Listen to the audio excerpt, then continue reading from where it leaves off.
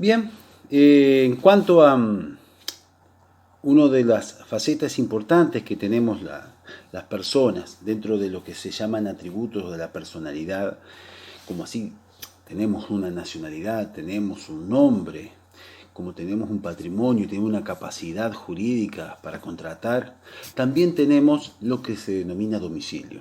Un tema por ahí desatendido por cuestiones de la naturaleza, que es algo cotidiano, pero en realidad es un tema importante. ¿Por qué? Porque el domicilio significa ese lugar o ese recinto donde una persona reside o tiene en su defecto la administración central de sus actividades, ¿no?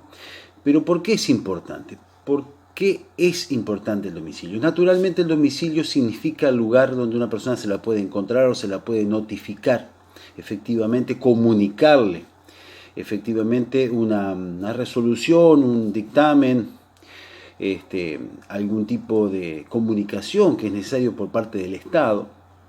Y también significa de alguna forma la posibilidad o la potestad de ejercitar algún derecho, como son en este caso los derechos públicos, los derechos políticos, de elegir, ser elegido.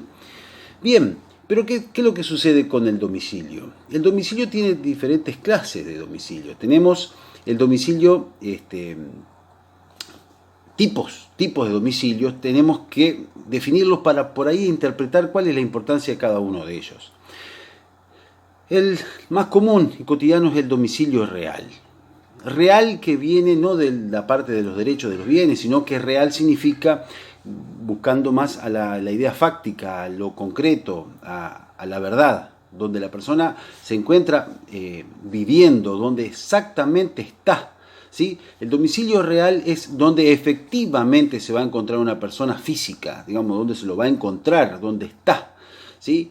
Algunos hablaban de que eso tendría que ver con dónde pernocta o dónde come y demás cuestiones. No, eso lo ideal, más allá de discutir que puede comer en otro lado, pueden dormir en otro lado. O sea, la idea es el lugar donde efectivamente se encuentra una persona. Por eso es muy útil definir el domicilio real como el domicilio efectivamente se encuentra la persona que se anda buscando, que se necesita notificar.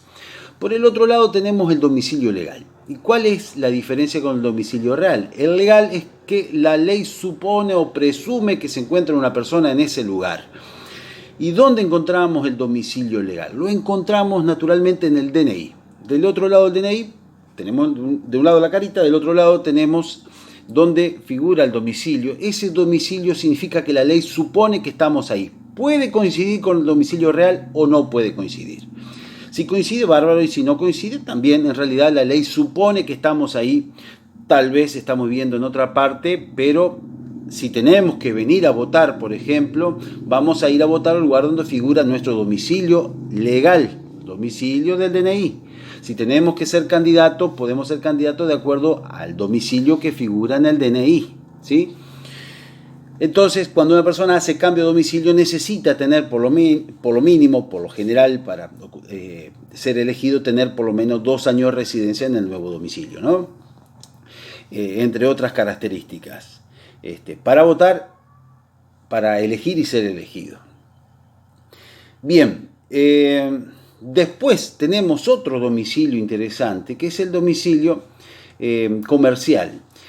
¿Por qué digo interesante? Porque es el domicilio donde funciona o donde está una persona o ejerce la actividad principal de su comercio.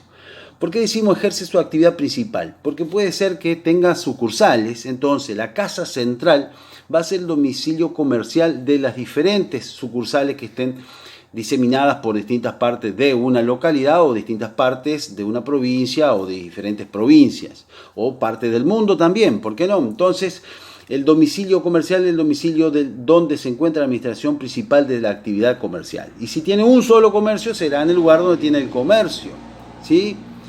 El domicilio procesal es justamente el domicilio donde la justicia entiende que una persona se encuentra y hay que hacerle notificaciones legalmente a ese domicilio, pero se supone que es por lo general el domicilio del abogado, ¿sí? El representante legal.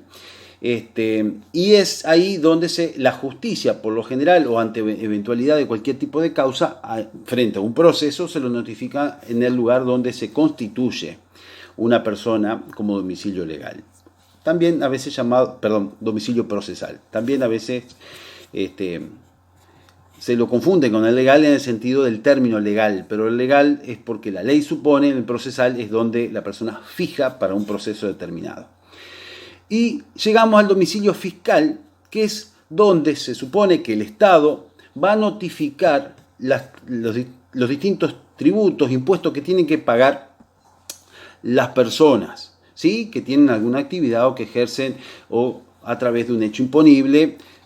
Es necesario definirlo. Si la persona no tiene un domicilio, el Estado, en este caso la AFIP, puede establecer por resolución fundada algún domicilio fiscal para comunicar formalmente el pago de estos tributos que son necesarios para la administración del gobierno y del Estado para su funcionamiento.